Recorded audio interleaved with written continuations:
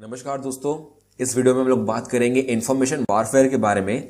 Warfare का मतलब क्या होता है? जो हम लोग जो तरीके अपनाते हैं ना, एक गवर्नमेंट से या एक कंट्री से या एक मतलब जो समुदाय है या एक रिलीजन है या एक ग्रुप ऑफ पीपल है, ग्रुप ऑफ पीपल और दूसरे ग्रुप ऑफ पीपल के बीच में जो मतलब खींचातानी होती है, जो वार्स वगैरह होते हैं, जो लड़ाइयाँ होती हैं, जो दंगे होते हैं, जो फसाद होते हैं, उन सब के बीच में हम लोग इन्फॉर्मेशन को कैसे इंक्लूड कर रहे हैं या साइबर तरीके से कैसे हम लोग उसको इंक्लूड करेंगे, उसके बारे में हम लोग जानते हैं यहाँ पे। तो उस चीज़ के लिए हमारी गवर्नमेंट बहुत कुछ चीज़ें करती है। ये काफ़ी टाइम से चला आ रहा है यार, ये आज का टर्म नहीं है। मतलब टर्म हम लोग ने काफ़ी अभी अभी यूज़ करना चालू किया है, लेकिन ये काफ़ी टाइम पहले से आ रहा है। यहाँ पर technical and strategic use of information. Technical मतलब उस इंफॉर्मेशन का ऐसे यूज करें ताकि हमारा कुछ नीड फुलफिल हो पाए। हम लोगों ने योजनाएं बनाई हुई है, पहले से प्लान करके चलते हैं कि इंफॉर्मेशन जो हमारे पास है, जो हमको मिली है इधर उधर से, तो उनको कैसे यूज किया जाए हमारे खुद के एडवांटेज के लिए। अब पुराने दिनों में क्या होता था ना कि इंफॉर्मेशन काफी ज्यादा फिजिकल होती थी, मतलब पेन पेपर में होती थी और बुक्स में होती थी, दस्तावेज या फाइल्स होती थी उसमें होती थी। तो ग्रुप ऑफ पीपल्स जो बात कर रहा था मैं यहाँ पे, गवर्नमेंट को मिला के भी एनिमीज से, दुश्मन से बचने के लिए या दुश्मन को मतलब मजा चखाने के लिए या दुश्मन से लड़ने के लिए, उनसे जीतने के लिए गवर्नमेंट काफी तरीके अपनाती थी।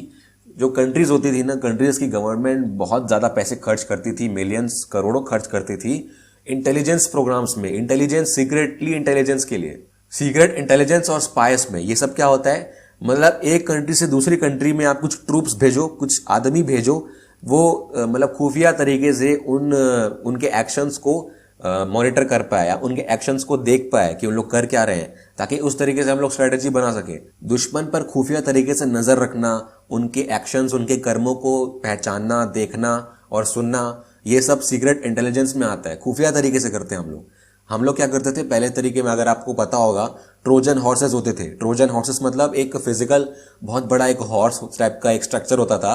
हम लोग दुश्मन देश में वो भेजते थे और उन हॉर्स के अंदर बहुत सारे लोग होते थे, उनको हम लोग स्पाइस बोलते थे। तो उन लोग क्या है ना, सीक्रेटली खुफिया तरीके से अंदर अंदर रह करके दुश्मनों के बीच में रहते थे और फिर पता करते थे कि उन लोग क्या क्या कर रहे हैं, किस तरीके से उन लोग का जो ऑपरेशन है, क्या पॉलिसीज है उनकी। तो उस तरीके से फिर उन लोग अपनी कंट्री में जाके उसको बताते थे और फिर कंट्रीज उस हिसाब से अपनी योजनाएं बनाती थी। मिलिट्री काफी ज्यादा यूज करती है इसको अपने वेपन्स बनाने के लिए, आर्मी बनाने के लिए, क्योंकि दुश्मनों की पॉलिसी हमको पता है ना कि उनके पास क्या क्या वेपन्स हैं, कैसी आर्मी है, तो अपन भी उस हिसाब से बनाएंगे और पॉलिसीज को उस तरीके से इंप्लीमेंट करेंगे। तो वॉरफेयर में ये पहले पहले जो मतलब शुरू में ऐसा यूज होता था, फिजिकल होता था। लेकिन आजकल क्या कर रहे हैं ना, अपन डिजिटल मीडिया का एज है आज, तो हम लोग डिजिटली हम लोग वॉरफेयर कर रहे हैं। यहाँ पर डिजिटली इंफॉर्मेशन को आदान प्रदान कर रहे हैं, डिजिटली स्पाई कर रहे हैं खुफिया तरीके से।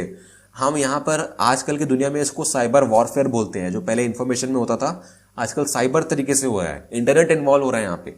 आज भी गवर्नमेंट मिलियंस ऑफ पैसा खर्च कर रही है आईटी के लिए, इंफॉर्मेशन टेक्नोलॉजी के लिए, उसके इंफ्रास्ट्रक्चर को यूज कर रही है। जो नेटवर्क्स हैं, जो वायर्स हैं, जो कंप्यूटर्स हैं, जो हमारे पास इंटरनेट है, उसको यूज कर रही है अटैक करने के लिए या डिफेंड करने के लिए। तो जो भी मैंने अभी तक डिस्कस किया है ना, आप उसका निचोड़ निकाल सकते हो एक टर्म पे, टेररिज्म बोल सकते हो आप इसको। क्योंकि ऐसे ही है ना यार, आप बिना मतलब एक दूसरे पे अटैक कर रहे हैं या सामने वाले ने आपका कुछ बिगाड़ा नहीं है फिर भी आप उस पर अटैक कर रहे हो, तो वो टेररिज्म ही हुआ ना। और आजकल टेररिज्म ही हो रहा है, ऐसे प्रोपेगेंडा वीडियोस निकलते हैं और मतलब ऐसे मतलब वायलेंस के वीडियोस निकालते रहते हैं, ऑनलाइन तरीके से लोगों को डरा रहे हैं या सिस्टम्स को हैक कर रहे हैं। तो इस तरीके से ऑनलाइन बहुत कुछ हो रहा है यहाँ पे।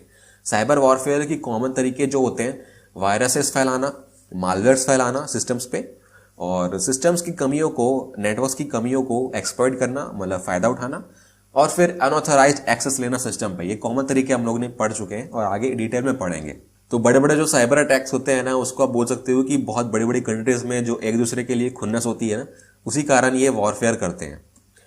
अब इस इमेज पे आप ध्यान दो, यहाँ पर एक ऐसी इमेज है ये जो आप शायद जानते होंगे और काफी लोग शायद नहीं भी जानते होंगे।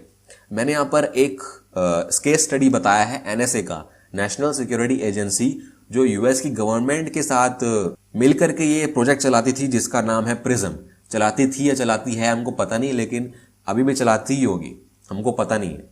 तो ये प्रोजेक्ट क्या था? ये एक मास सर्वेलेंस प्रोजेक्ट है यूएस का, ताकि इंटरनेट पे दुनिया भर में जो भी हो रहा है हमारी पर्सनल इन्फॉर्मेशन हम लोग जो शेयर कर रहे हैं, हम लोग जो रिसीव कर रहे हैं, वो सारी इंफॉर्मेशन ये कलेक्ट करते थे पॉपुलर कंपनी से, पॉपुलर इंटरनेट सर्विस प्रोवाइडर से, या पॉपुलर जो सर्च इंजन हैं, जो कंपनीज इंटरनेट चला रही हैं उनसे।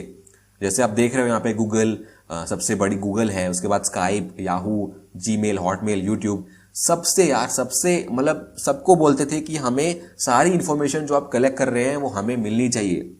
और इस इंफॉर्मेशन में आप क्या क्या देख रहे हैं, आप देख रहे हो यहाँ पे जितनी कंपनीज है, माइक्रोसॉफ्ट, फेसबुक, सब कुछ, उससे इंफॉर्मेशन, जो भी इंफॉर्मेशन है, ईमेल आपने जो भी सेंड किया होगा, चैट आपने जो भी की है, आपने जो वीडियो शेयर किए हैं, जो फोटो शेयर किए हैं, जो वीओआईपी इंफॉर्मेशन है, फाइल ट्रांसफर्स, वीडियो कॉन्फ्रेंसिंग, सब कुछ यार, ऑनलाइन सोशल नेटवर्किंग की जो भी डिटेल्स हैं आपकी, सब कुछ उनके पास भेजनी होती थी उन कंपनीज को।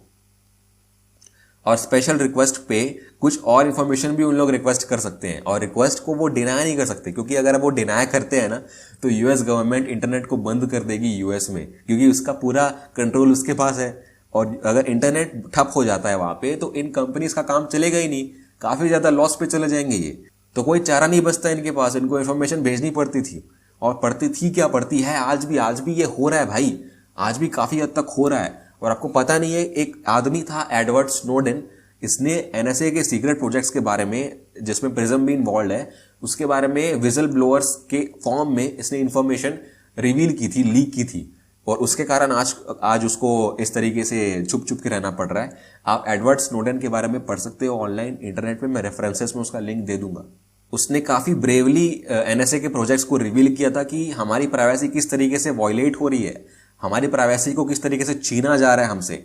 और आज भी ये तो और बदतर तरीके से हो रहा है। जो भी फाइबर ऑप्टिक्स रहते हैं ना, एक कंट्री से दूसरी कंट्री को जोड़ने के लिए इंटरनेट से, तो जो मेजर जो सेंट्रल पॉइंट है फाइबर ऑप्टिक्स का, जहां से सारी डेटा जा रही है सब कंट्रीज पे, वो यूके के आसपास है। जो सेंट्रल पॉइंट है वहां से इन लोग फाइबर ऑप्टिक्स वायर्स को, जो कम्युनिकेशन चैनल है, उसी को इन लोग ट्रैक करते हैं, उसी की इंफॉर्मेशन इन लोग लेते हैं। मतलब ये लोग मास वायर टैपिंग कर रहे हैं मास सर्वेलेंस के लिए। तो ये कितना खतरनाक है, जो भी इंफॉर्मेशन जा रही है ना वायर्स के थ्रू, वो सब कुछ ये लोग ट्रैक कर रहे हैं।